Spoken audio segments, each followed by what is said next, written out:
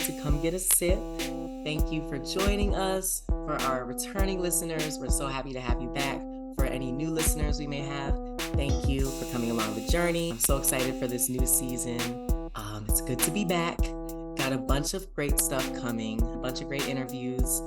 We'll be talking about music, we'll be talking about TV, reality TV, movies. Finally, the strike is over. So we can talk about some of that stuff now. So I'm very excited for that. But first, Julie Chen, I wanted to kick this season off with a Big Brother episode. Those of you who know me know I'm a big fan of the show, longtime fan of the show. The finale just aired, and there's a lot to talk about with it. So we're going to get to that.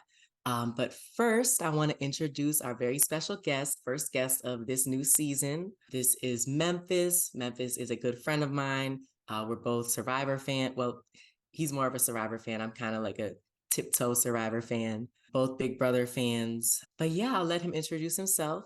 Hi, Memphis. Hi, Norris. Thank you for having me. A little bit about myself. My name is Memphis. I met Norris through like an online Survivor game and found out that he wasn't a Survivor fan at all. He just liked the online version of the game. And we have bonded over like the last year's, last summer in 2022. So we've been friends for a while and catch up about everything like pop culture and Survivor and Big Brother and stuff. So yeah, happy to be here and happy Norris invited me on. Yeah, happy to have you. Thank you again for coming. Very excited to get into the things. Before we jump into everything, quick plug, make sure you follow us on all our pages. I am at the Norris J on Instagram, TikTok, YouTube, Twitter, all of that. Also follow the podcast page at Come Get a Sip on Instagram and Twitter. We try to get a TikTok going, but somebody took the name. It's whatever. And Memphis, do you want to plug your socials? If I think I can remember them. I believe my Instagram is Memphis_McFall, and then I use Twitter, and I think it's just Memphis McFall, but Instagram's the only thing that I really like. I'm like active on. I feel like I just like retweet on Twitter. So yeah, at Memphis_McFall. Cool. And make sure you all check out the Sip of the Day. It's a daily series we do on the Come Get a Sip page and on my personal pages where we talk about daily trending topics, sort of things that don't necessarily make it to the podcast. We'll be talking about on there every day. So check that out. All right, let's get into it. We're going to start with a segment I like to call Checking In. This is just a quick pop culture roundup talking about some of the biggest topics in the news right now, biggest topics in entertainment. Sort of like a hot topics type vibe for all the Wendy watchers out there. Miss you, Wendy. Mentioned it before. The SAG-AFTRA strike is finally over. The actors can finally return to work, return to promoting things. So happy for them. It was a long strike. They were fighting for higher pay, higher residuals. They were fighting for protections against AI. So that's finally over with. Memphis, with the strike now over, looking forward, are there any TV shows that you are excited to see come back now that they can start filming again? Are there any movies you're looking forward to? Talk to us about what you are excited about. Yeah, there's a few things, like one of them being I'm a huge Stranger Things fan. And there was like this whole thing like right before the strike happened, they were saying how they were going to start filming, I think last June for Stranger Things season 5. And it's already been like over a year since last season came out with a 3-year hiatus in between the other seasons. Oh, And so I wow. was super excited for them to film.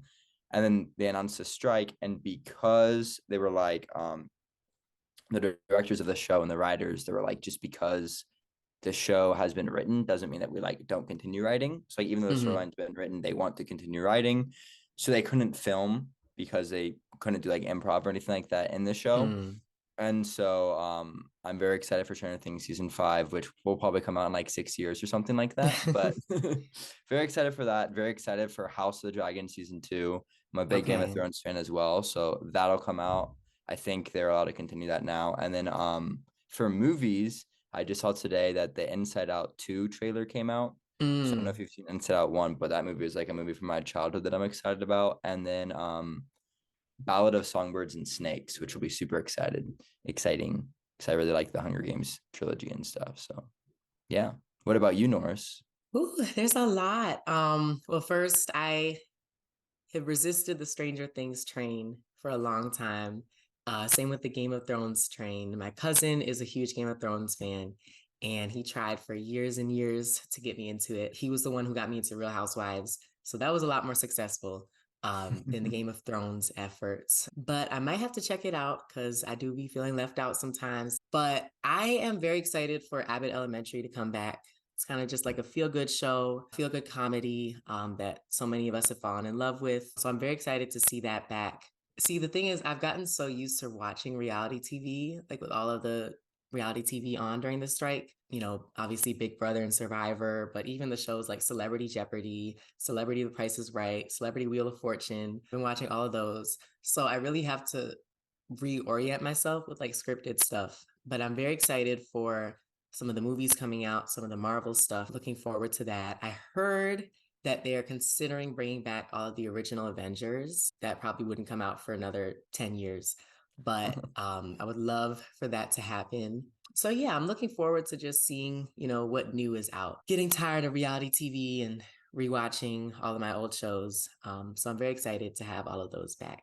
All right. Also, in big news, the Grammy nominations have come out. Grammy nominations are always a huge topic every year. People talking about how whether it's your favorite artists getting nominated for like 6, 7, 8 awards or being completely shut out, the Grammys are always a hot button topic. So this year, there's a lot of notable nominations. First up, SZA leads the pack with 9 nominations for her album SOS. Instant classic. Victoria Monet, who the VMAs said was not ready for the big stages, earned 7 nominations. So we're very happy for her. Other big nominees include one of Memphis's favorites, Taylor Swift, with 6 nominations, including nominations in album, song, and record of the year. Miley Cyrus, Billie Eilish, and Olivia Rodrigo all got 6 nominations as well. And Doja Cat got 3 nominations. The Best New Artist category is stacked, and a bunch of artists got their first nominations. Ice Spice got her first nominations. Coco Jones got her first nominations. Troye Sivan and Tyla as well. And Mariah Carey is back on the list, sort of. Her Working Hard Terry Hunter remix was nominated. She's not credited because it's a remix category, so Terry Hunter is nominated, but good to see Mariah in the mix anyways, no pun intended. In the mix. So Memphis, I mentioned Taylor Swift, you're a big fan. How are you feeling about these Grammy nominations? I'm feeling good. I'm not a huge like Grammy person, but I was looking Mhm. at it this morning before you even brought it up, and I think it's really cool. Like I think it's well deserved for album of the year. Like I think it was Midnights, and that's like a very good album. And she like I don't know, this year she's just like came out with a lot of stuff, like had her big tour. It's very popular, like one of the best selling tours in the world, and just like one of the best artists in the world. So it's been cool, like getting into her this year and seeing like everything that she's doing coming to fruition and just how long she's been in the spotlight for has been awesome. And then also like a few of my other artists that I like a lot. Noah Kahan got nominated for Best New Artist of the Year as well, like same category as Ice Spice, which has been cool seeing that type of like folky music being in the spotlight for that. And then same with one of my other favorite artists, Zach Bryan. He got a nomination for Best Country Album of the Year. And then same for one of the best, I believe it was either song or record with Casey Musgraves for one of their songs together. So, like you mentioned, Taylor Swift obviously had an amazing year this year, still having an amazing year. Just released the Taylor's version of 1989, which I saw sold like well over 1 million copies first week in pure sales, which is like unheard of nowadays. So that's really good for her. I'm very happy for her at Memphis's nudging, listen to a couple of the songs on that album.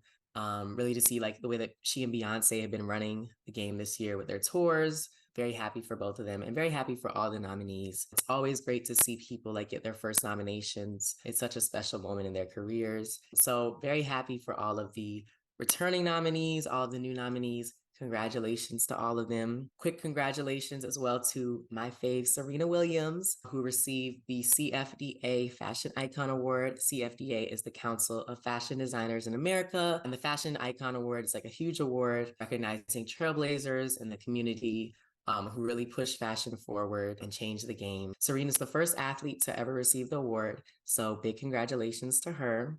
And that's it for the rundown of trending topics. If you have anything that you want us to talk about in future episodes, feel free to reach out, DM us, let us know. I'm very excited to talk about a big range of topics. Okay, and now it is time to get into the meat of the episode, the Let's Talk About It segment. Cue Trina saying, let's talk about it. Let's talk about it. This week for the Let's Talk About It segment, we will be talking about Big Brother 25, the landmark anniversary season of the popular reality show. This was the longest season in the show's history, 100 days. We all felt it. It was long, long, long. The house guests felt it. Sari Fields felt it.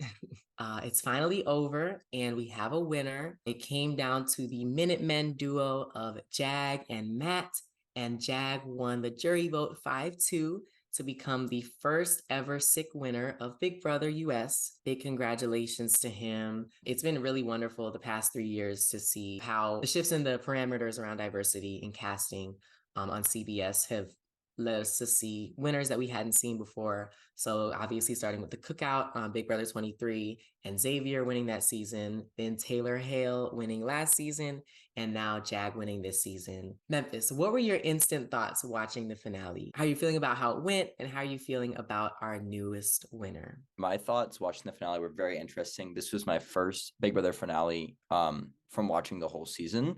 Last year I watched the finale and saw Taylor won, but I didn't really know anything else about the season. So when she won, I was like, oh, this is exciting, but I didn't know about her as a player or anything. So it was very exciting watching last night's finale unfold because, like we've talked about for weeks, we think that Jag is just ruining his game. He's playing for Matt. It basically seemed like for Matt to win. And the Mafia alliance of him, Jag, and Bowie, it felt like it was setting a Matt win up.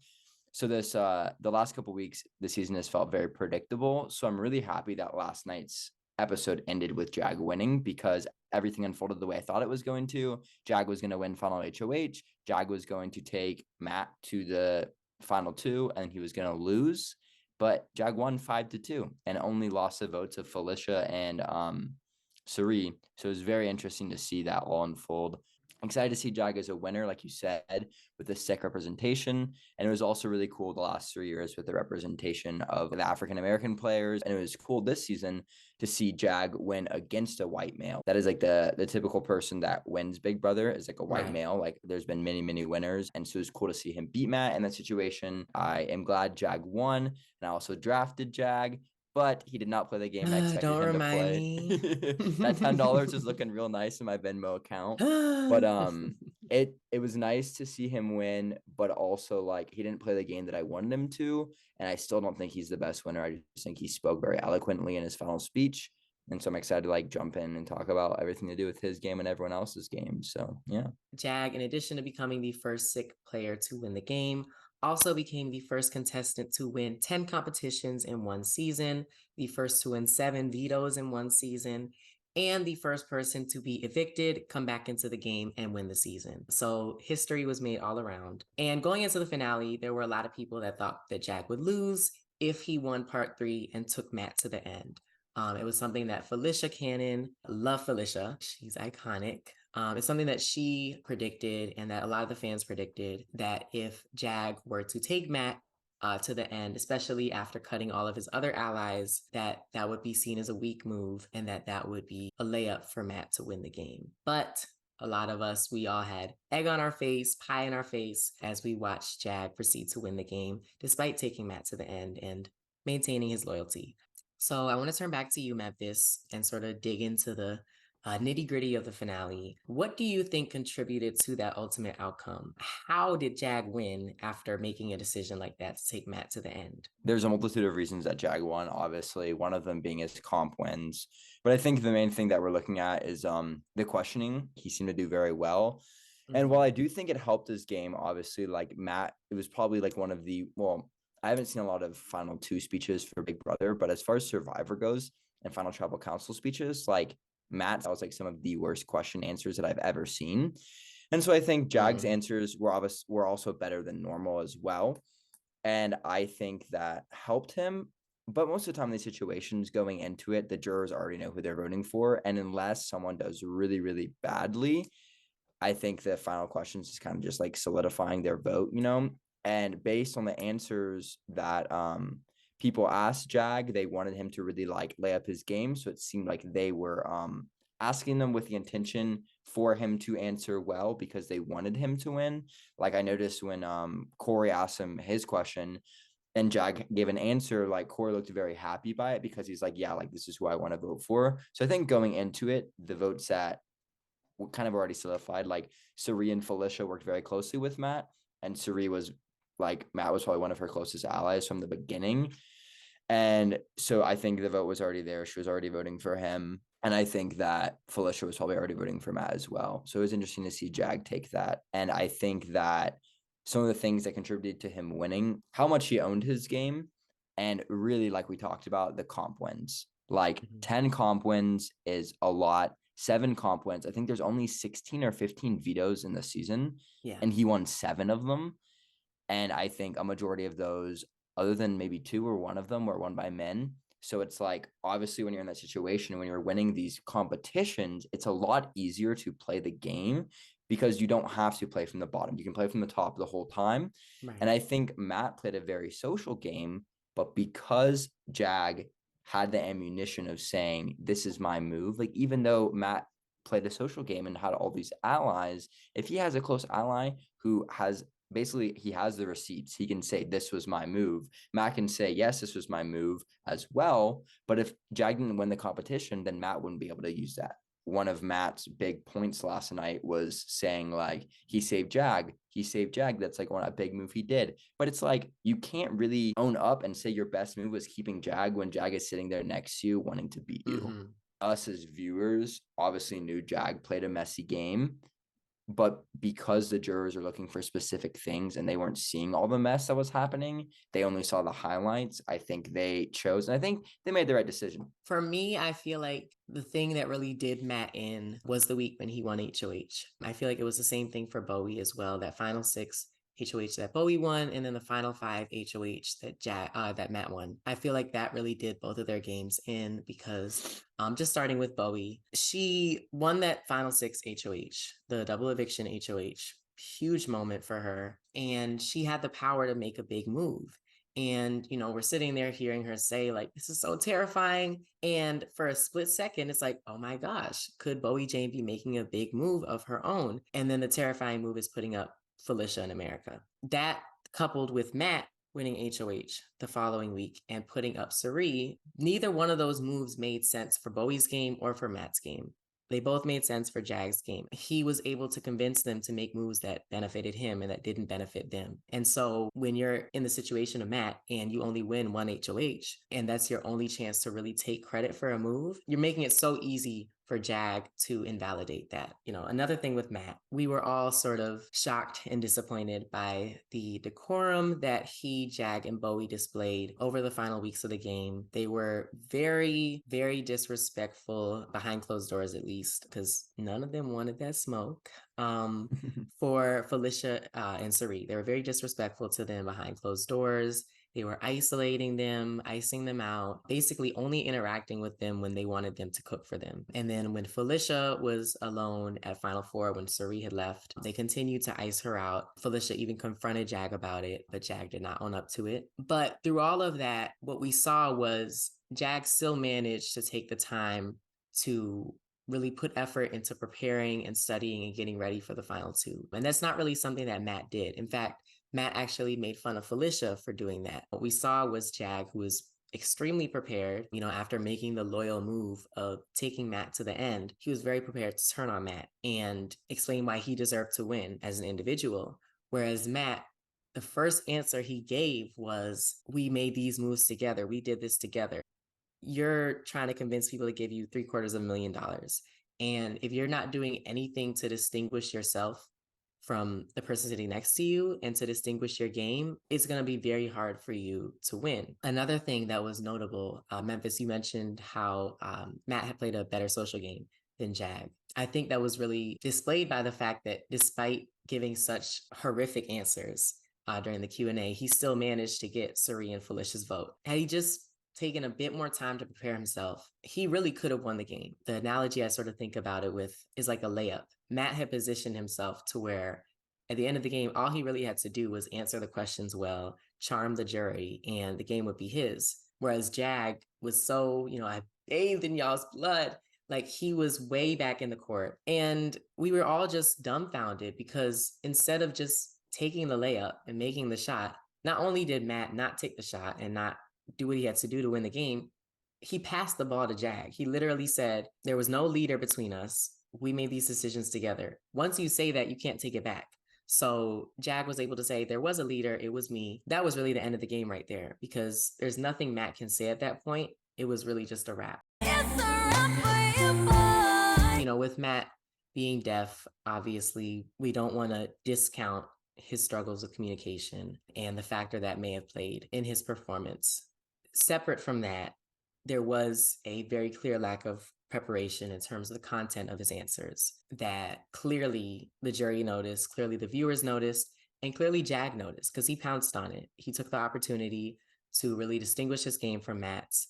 And that's why we are looking at him as the winner of the game. And it was interesting to see that as well, like how you're saying that Jag's pouncing on Matt is because they were number one allies like the whole game, and they worked hand in hand. They're really good friends.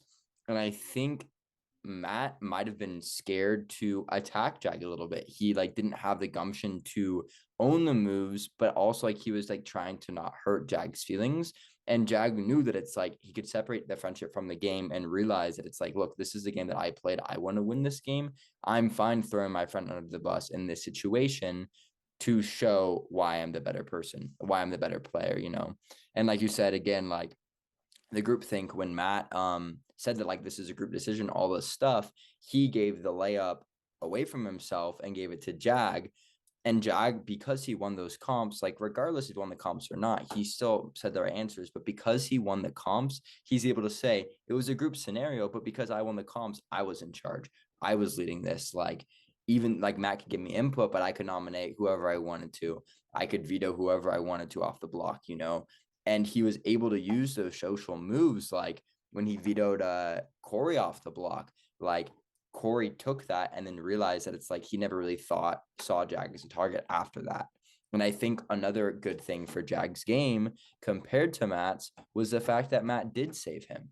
Because Matt saved Jag, Jag's threat level was gone because he got evicted. It's kind of a similar situation that happened with Kelly Wentworth in Survivor when she negated 9 votes at the tribal council with an idol. She was able to kind of take that target away from her, and people were like, okay, we already tried to get this person out. It didn't work. Let's move on. And Jag was able to get that saving from Matt and work on his game from there. And then he was also able to say, like, use that as a social piece. Like, look, you saved me. I'm here because of you, but that was because of my social ability, not because of you. Like, was it the same situation with Chris Underwood? Well, yeah, it was a similar situation with Chris Underwood, but it's different because Chris Underwood got voted out at like final 17 or something, and he didn't come back into the game until final 5. So he was on like a separate island. Yeah, so it was different because like Jag got voted off, but or got evicted. See, I'm messing it up. The show's combining, but no, like Jag got evicted and immediately started playing the game again. The Chris Underwood controversy is basically like Survivor's 39 days, or used to be 39 days. And he basically played like 9 or like 13 full days of the game or something. Whereas Jag, like, yes, he got evicted. So it's like that showed that he wasn't able to lower that threat level and he wasn't able to get out of that.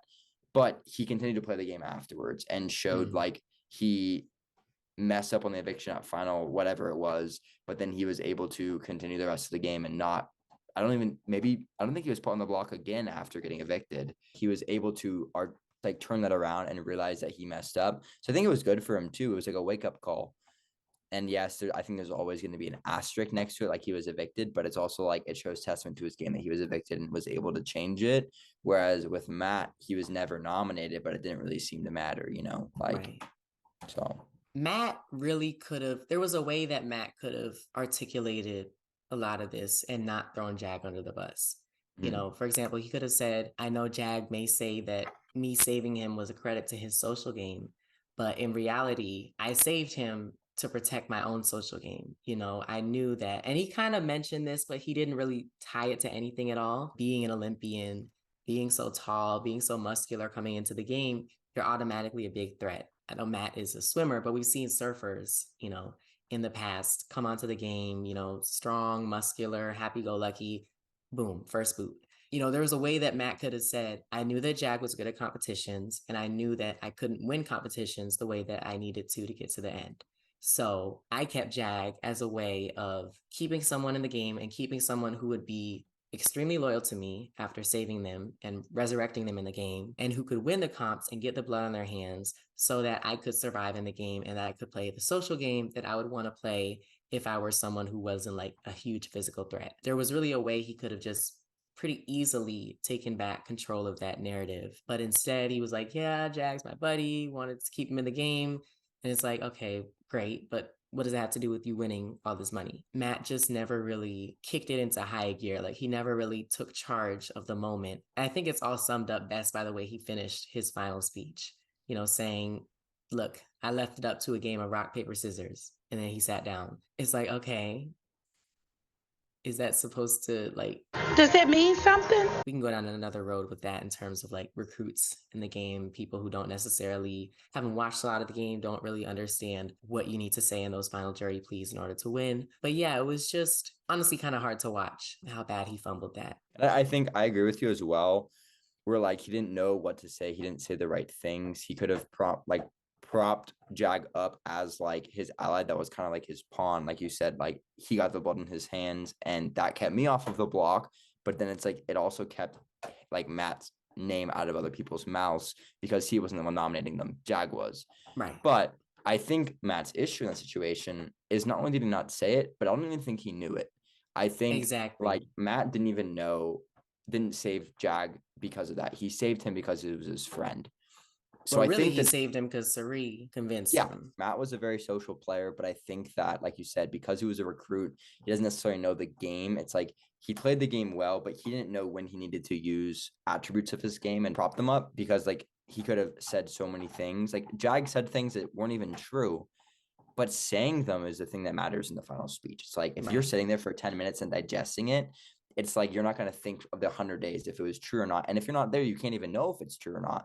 So Jag just knew what right to say. And I think Jag was also more aware of what was going on. I think it just really showed like Matt was the front runner going into it. But I think seeing him fumble so hard made me realize that maybe he wasn't as good of a player as we thought. So, right.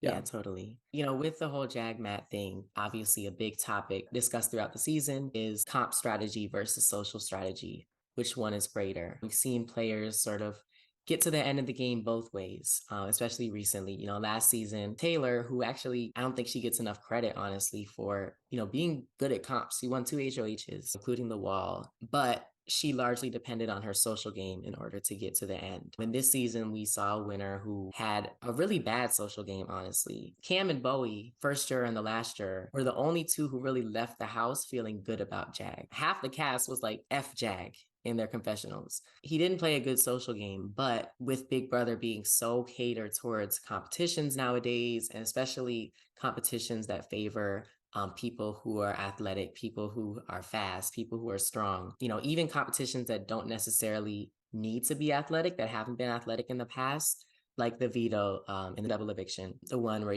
the players had to drop the balls into the tube. That used to be a competition where you dig in like the crate or bucket or whatever it's called. You turn back around and drop it in the tube. But it became a competition where you had to run down a flight of stairs, run across a track, jump into the pit, pick out the ball, run back across the track, run up the stairs. And it's like, obviously, someone like Matt is going to win that competition over someone like Sari, who played a great social game, but is in her 50s. She's not going to be like galloping up and down the stairs like Matt or Jag. So, we're seeing the evolution of the game into something that's more like the challenge, more like a game where you have to win competitions in order to have a chance of winning. So I'm curious, Memphis, what do you think about that sort of shift in the game? I know you haven't been watching Big Brother for a super long time, but just thinking about Big Brother in comparison to shows like Survivor, what do you think about how big of a role competitions are playing in the game nowadays? It's actually very interesting because like Survivor is a show that I like watch a lot. Like that's a show that I think that I have a better strategic mind for. I know a lot more about it. And in that game, competitions don't really mean anything. Like you can win immunity, and that saves yourself. And when you get saved, then you have like a bit more like gumption to play the game because you know that you're not going to be able to get voted out, but you don't really have any sway of who goes home. It's just it's safety for yourself. It's basically like the Final Four HOH where Bowie won. It's like she won, which means that she's not going home, but she doesn't really have anything else. She has no other things going on, you know, like she can't choose who goes home. She's safe. And with Big Brother, like you said, I haven't watched that long. This is actually my second full season. The other season that I've watched is Big Brother 2, where Dr. Will won, winning 0 competitions. And the veto was not a competition either. So it was just the 2 people got nominated and then that was it. So it's very interesting to see that situation. Like he's one of the best social players to play. Like he used mental manipulation the whole time. I think the perfect mix of a player, especially a survivor player, is social and physical and strategic. Like you can be social and you can talk with someone and you can get a bond. And then if you win competitions and you can use those bonds, and then if you also have a strategic mind, then you can make things happen that other people wouldn't think of, you know? And so I think like how we were talking about, like if Matt had the strategy, the strategic mind to save Jag because he knew who's going to get at comps, that's good. But he saved him just because of social things, you know? But I think this season, there was social players like Suri, social players like Matt. And then there was like strategic players like Corey, who are just game bots who want to make all these things happen. And he's the one who really spearheaded the flip on Izzy when she would have stayed instead of Felicia. But he realized that it was better for his game to send Izzy home and to send her home pre-jury. And so all that stuff mixed together is very interesting. But this season, I think the reason why players like Serene and players like Matt, even though they were social, couldn't have a lot to say because the exact same person won all the comps. Right. Where last season, like Monty won some comps and Taylor was saying in her final speech how she was like, I want to have this game be defined by like resiliency and like how social of a game I played and how I fought compared to comp wins. And because she was sitting next to Monty, like, yes, he was her ally, but he didn't make everything happen.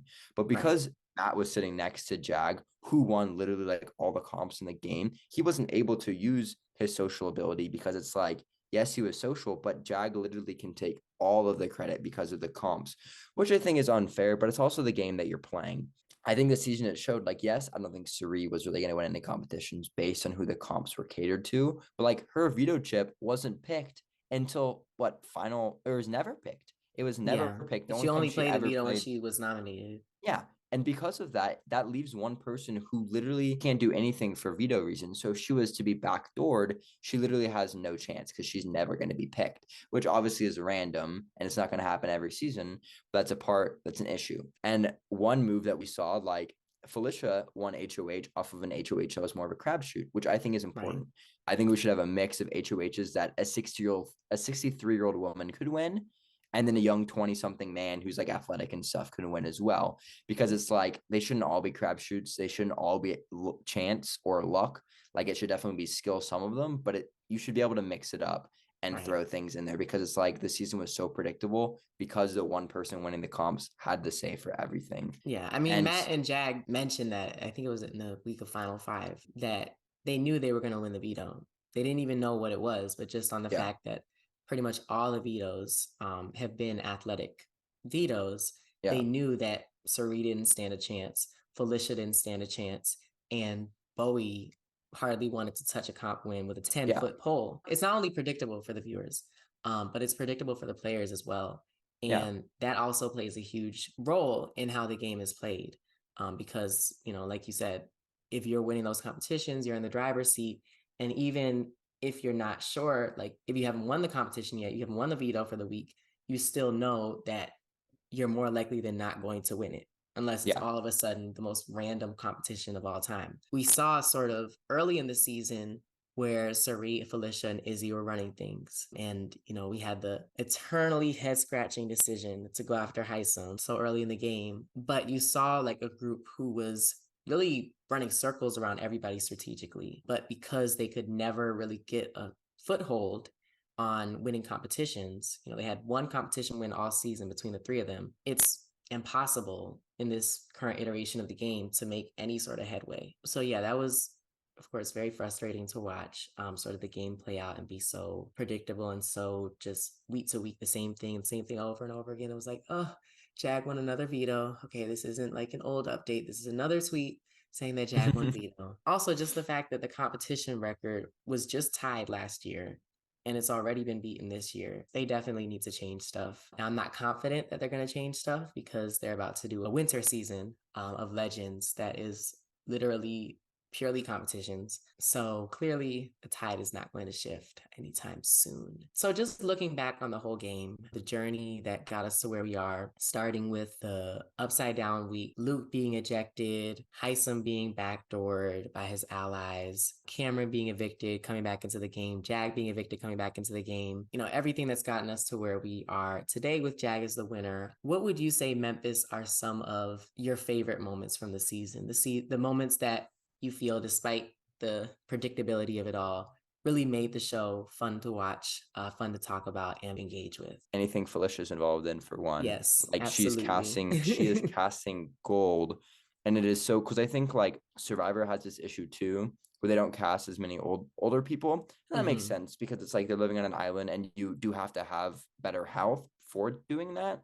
So there's only a certain range of people you can get. But this season, like having Felicia on there and having her with Sari was such an interesting dynamic. I think just like everything there and is iconic. And just seeing like Sari, Izzy, and Felicia, like three very, like I would say it's unordinary woman like running the thing. We have like a lesbian who is just like wild, just crazy, just so awesome. She's so smart. And like literally the feeds were just always like just pumped with energy because she wanted to do so many things. And it was for the better because it caused chaos. It wanted people to flip. And then eventually when she left, I feel like that season fizzled from there. But I think those were great moments. I remember seeing this clip of like Felicia falling face first on the bed. There's like a picture of Felicia like on the floor and like Izzy standing next to her. Like it's just very iconic. I think I always think back to that scene of Riley and Felicia in the backyard when Felicia looks at Riley and she's like, today. Yeah. And like Riley jumps and gets all shook. And it was just crazy to see like the people in the power structure like just be like, it's not, they're not normal people you would see in the power structure of this type of TV show. So it was really cool to see them in the spotlight. I think obviously the moments like at the very beginning where Izzy pulls aside Jared is iconic, where she's like, this was like really bad for Sari's game because they're thinking at first because she has to work with someone who seems so chaotic, but then you realize deep down that like Izzy was better for Sari's game than her own son was. And Jared time after time was like ruining her game. And so that was iconic seeing her at the beginning, like literally like when the credits were rolling at the end of the episode of the premiere, like you see Izzy whispering to Jared, you don't know what it's about. And the next episode you and find she out wasn't like, in hindsight, she wasn't really whispering. Like it would have been pretty easy for someone to overhear. Yeah. It's crazy to think about how different the season could have been. Yeah, no, but it was just chaotic. And like you saw when Julie revealed like the thing about Jared being Sari's son, Corey was like, I literally evicted Jared and then thought I could still work with Sari. So that was a big blind spot, is like he should have gotten Sari out after, knowing that she was like on his back. So I think that also shows that like a twist like this, like yes, Sari played a great game, but because Jared was in the game, really helped her. And there's a side of unfairness there for sure, because an ally that neither of them are ever going to lose. And it's something that like literally Corey could have no idea. Like it's like they were close allies and he thought that he could evict him and still have Sari, but because they were blood related, there was literally nothing he could have done. But I think overall there was some really good moments in this season. And because I didn't watch the episodes as much, I'm more of a live feeder. I like just the quality and production of Big Brother is not very fun to watch sometimes. So I just love the live feeds more so. But get into that. I would say the definition of the season for me was like pure chaos at the beginning and then like predictability afterwards. But there's still some good moments. I would say my favorite moment of the season was when the pressure cooker was going on and Jared, Sari, and Felicia got out super early. And then like Felicia, or they were all fighting.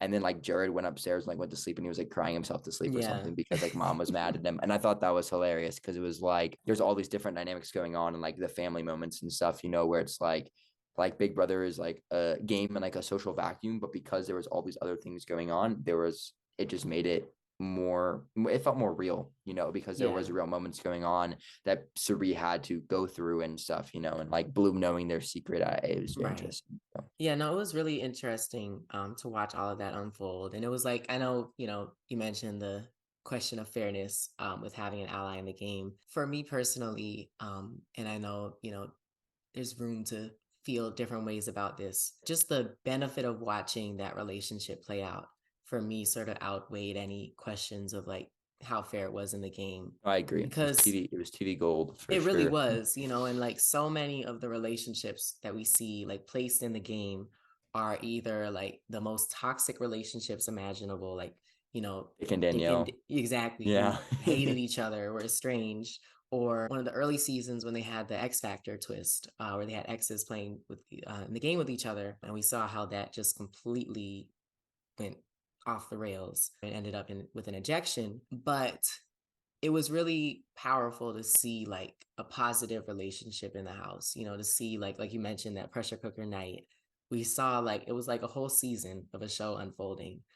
We saw like the conflict. We saw Jared going upstairs and crying in bed. We saw like how upset Suri was that he didn't tell them about Heisem, not trusting them. And then we saw like her saying like, I love you, like, and them embracing. It was really sweet to see sort of those moments unfold. And I think it was really interesting as well to just see how the many different personalities interacted, because so often on Big Brother we see like seasons where 14 or even 15 out of the 16 house guests are like, somewhat interesting but not necessarily like stars on their own, or we have like the one person who's like the star of the season, the one who's like brings all the entertainment, who brings the entertainment out of people. Of course, the biggest example for me being Davon on season 17, and how she was so, iconic in 2 weeks that they brought her back twice. But, this season you mentioned Felicia, who was hilarious. You couldn't even fit all of her, funny moments into one full episode. You'd have to have like a whole 3 episode arc to capture all those moments. Obviously, Izzy, Sari, Jared, Blue was a big personality as well. Even America was a big personality somewhat. But there were so many big personalities, Heisem and his laugh, that really made the season interesting, and being able to see all of them interact with each other and to see what that created. We saw, like you mentioned, an alliance of 3 older women. We've never seen anything like that in history of the game. To see the ways that Corey and America were like a completely unconventional showmance. They weren't like, the Matt and Riley showmance that the producers clearly wanted so badly. They just did their own thing. And that just speaks to the power of casting unique people, casting people who are going to bring something to the game that we've never seen before. That I feel like ultimately will be the biggest takeaway from this season. Obviously, we'll talk about the comps and, how unfair it was and how boring it got to be. But ultimately, I do think this season will be remembered for how unique it was. I'm a big Corey fan. He got all 10 of my votes for America's favorite player, but he came into Only the show 10? as like, I You only didn't make used a one bunch of fake email. emails? No, I did not. I figured that if he was gonna win, he was gonna win, not because of me. But he came in as like this nerd, this 21-year-old kid from Vanderbilt. His brother was on Survivor, like he's a big Survivor fan. And you saw like he came into this game and he saw Sari and he was immediately infatuated by her and like nerded out. And it was like embarrassing because it was like secondhand embarrassment because I knew that if I was in the same room with Sari, I'd be doing the same thing. Like instead of being chill and like working with her fine, it's like you're basically like kissing her boot and you're like, oh my gosh, like you are the Sari Fields. But it was so cool to see him do that and then be the main force against her the whole season. And it kind of came to two heads. It was like either Sari or Corey's going home. Right. And based on the showmance you're talking about with Corey, is like Corey's showmance with America, I thought was so likable and you rooted for them because it's like they weren't conventional. And I really felt like there was true emotion there. Like it wasn't just because they were stuck in a house together. It's because they actually care for each other. The most emotion I had was when they got put on the block together. And they were like, they both got put on the block and it was a surprise. And they were both like in their bedroom, like literally like America was under the covers just crying. And she was like, there's really nothing we can do. And it's like seeing this showman set was like gonna fall apart and one of them was gonna go home. And then you instantly rooted for the other one to try to win. That was very interesting. And that was very cool to see because it's like you actually rooted for the showmance where Big Brother usually like Matt Riley would have been miserable to watch. And it wouldn't have been fun TV. So it was Now just I will cool. be real. I'm smiling because I was very much anti-America Corey. I'm like the world's biggest showmance hater. So even if like, Sari had gotten into a showmance with like Hysam's gay. Okay. Cameron, you know, I would have been like, oh, they need to be split up. But, you know, I know a lot of people, you know, I know how hard it was for you watching them be put up together. I know it was hard for a lot of the AmeriCorys, a lot of just, you know, not even AmeriCorys, but people just appreciate what they brought to the game. But yeah, I mean, the Corey thing is really interesting as well, because when you drop a legend in the game, we saw the two splits of it. We saw Izzy on one hand, who was like, I will literally throw my game down and fall on the sword for you.